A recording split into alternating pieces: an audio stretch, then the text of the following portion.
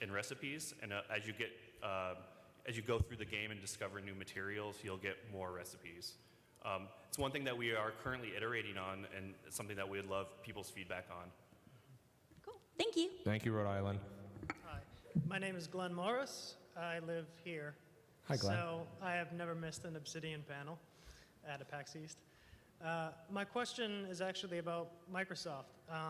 After the acquisition, I think a lot of people from the player side thought, sigh of relief, financial security.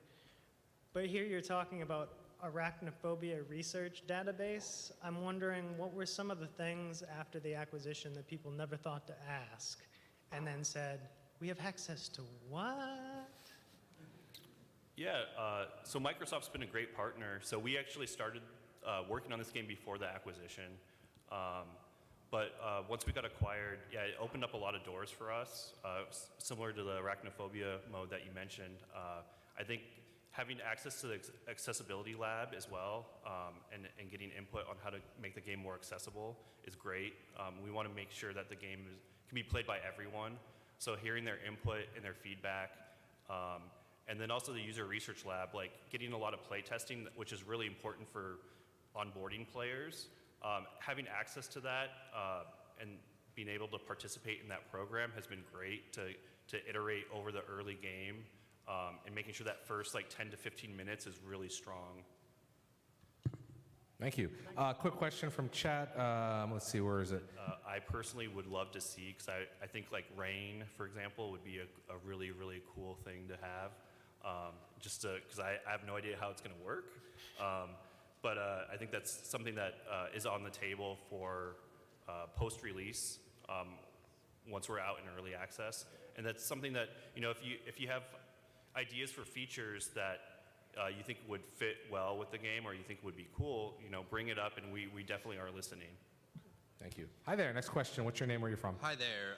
My name's Mike. I'm from Orlando, Florida. Right on. I kind of had like two-ish design questions. The first one is like, it's a weird question, but where exactly would this take place? Is this going to be like in a child's backyard, like in like a random park, kind of like woodsy kind of thing? And like, how does that inform the type of like real-world objects you'll see in the wild and could interact with?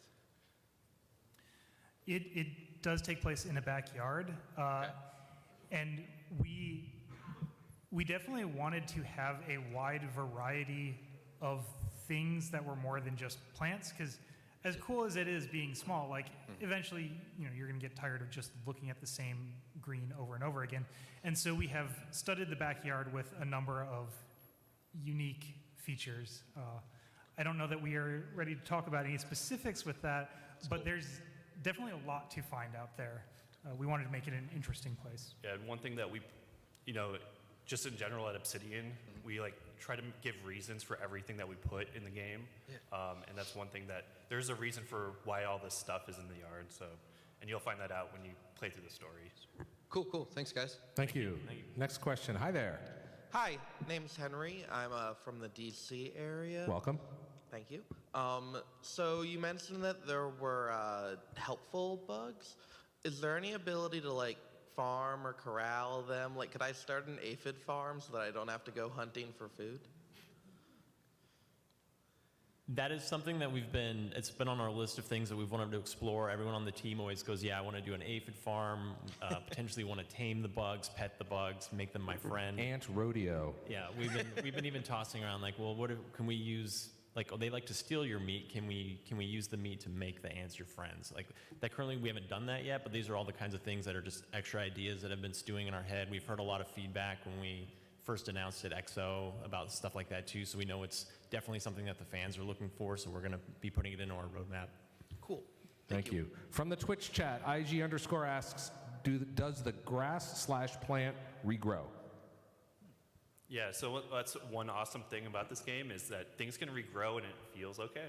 So grass will regrow over time and mushrooms will spawn back, and there's other things that will change over time as you play the game. All right, next question. Hi there.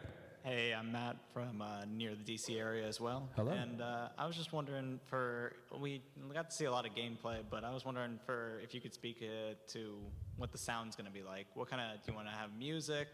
You know, am I going to be walking around? Is it going to be a Minecraft feel, Dark Souls? Like the rain thing is a really cool thing that we were talking about with the weather. How do you plan on incorporating sound into your small world? So Justin Bell, who's our audio director, and he's worked on pretty much a lot of our titles, Pillars 1 and 2, and Outer Worlds. He's currently composing music for the game, so we do have a music soundtrack. It's more ambient, in just because since we are building an open world game, and you're going to be spending a lot of time in this environment. We do want to take inspiration from the time period as well, so there's a little bit of late 80s, early 90s flair to the music. In terms of audio design, we are,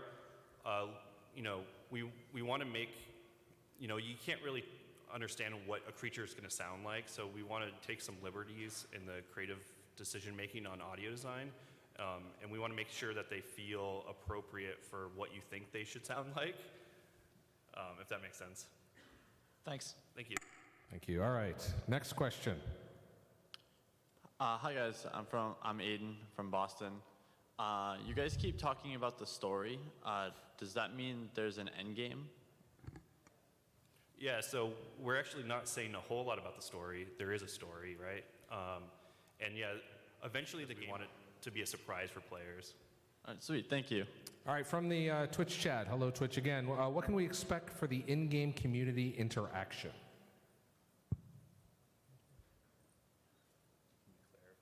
I don't know what they mean, so let's answer the best we can. I guess for some, you can communicate with each other through a chat wheel, similar to other games. So we do have a chat wheel. We have emotes that you can, give a thumbs up to your friend. So there are ways of communicating without having to type in or do voice over IP. All right, next question. Hi there. Hi there, I'm Logan from the Cape. My question is about crossplay. Is there any initiative to have there be crossplay between the different platforms? Yeah. Yeah, so we are, our intention is to have crossplay day one on the game, so. Thank you. Next question. Hi, my name's Solomon. I'm from Framingham, Massachusetts, and I was wondering, how did you go about optimizing the game when there's so many insect interactions going on in the background? I'll take this one. This was a lot of the stuff that is heavy for the characters, so a lot of the animations, the models, they're running a lot of their similar AI.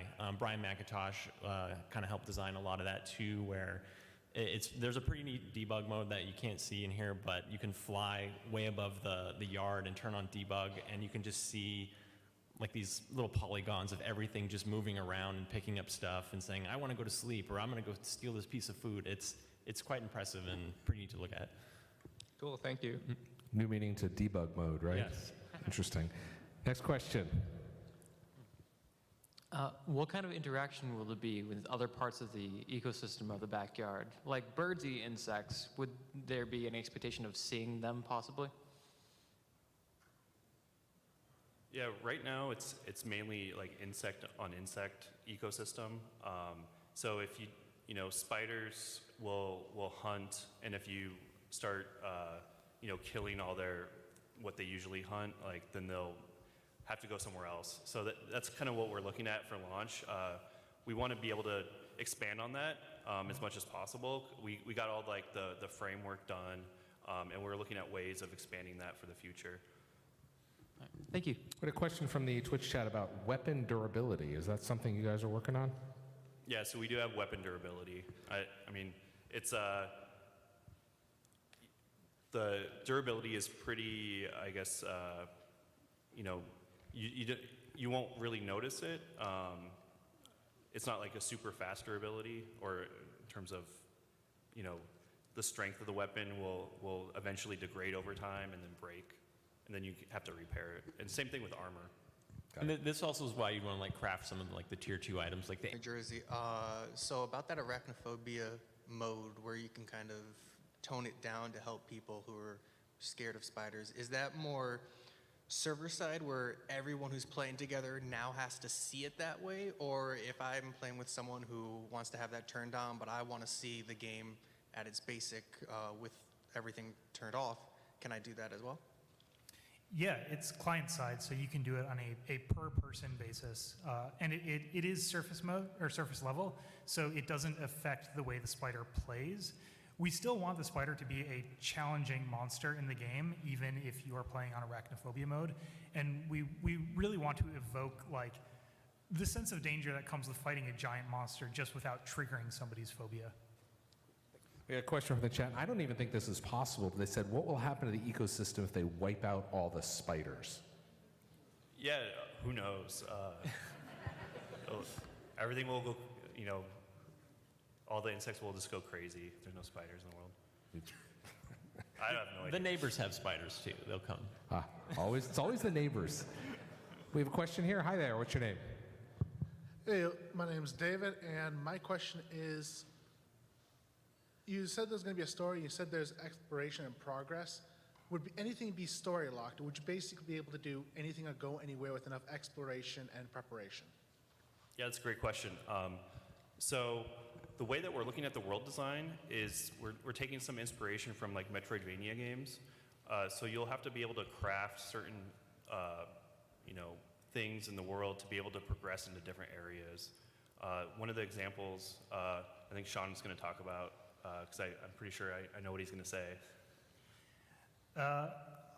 Maybe. So one of the things that we come across sometimes is if there's an area that's up high and requires some, difficult to traverse method to get to, people have raised the concern, well, what if somebody just builds stairs up there? And personally, I think that's great. We want to allow the player to overcome these challenges however they feel it best. And I think that giving the players the tools to solve whatever problem they need to solve, I think is a more interesting way to do it than artificially gating things. Yeah, we call it like soft gates. But one of the examples is, like the gas mask that we showed off. You have to equip that to get through the haze area. So there's a bit of that, but we want the player to be able to kind of solve these problems in different ways as well. Thank you. Thank you. So it's really one of the questions in the chat will be the different kinds of areas like biomes. And you kind of alluded to something like that, right? Yeah, we have a lot of different areas in the yard. So we want to, having just an area of grass is only interesting for so long. So we have a bunch of different, like, even in the grasslands, we have a flooded area where there's a sprinkler that's cracked and has flooded a big portion of that, of the yard. And, different creatures will call that home. Okay. Hi there. Hi, Mark from Ottawa. Hi, Mark.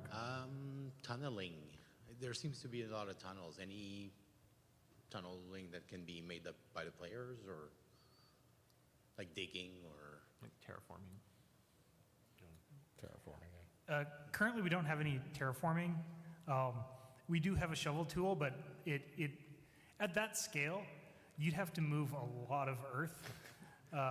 So we don't have any terraforming yet, but like Adam and Robbie said, this is still early in the process, and we will take any ideas from the community. Thank you. How high can you build? Yeah, right now we do have some limitations on how high you can build, and it's dictated by like how strong of materials that you're using to build. So depending on the materials that you use for your walls, you can build higher structures. Couple more questions, then we're going to wrap it up. Hi, what's your name? Name's Steven. I'm from Rhode Island. I imagine the world, knowing you guys, is pretty good size. Is there going to be other ways to traverse the world other than walking? Like maybe we can craft stuff that can make us move faster? Yeah, we do have a couple ways of moving faster throughout the world. There are items that you can craft to do that, and eventually, it's not right now, but something that I would love to have in the game is riding insects. I know that makes the team sad because they have to do it, but I'm like, I want that. So it's something that we might have in the future for quick traversal. All right, two more questions. We're going to wrap it up. Go ahead.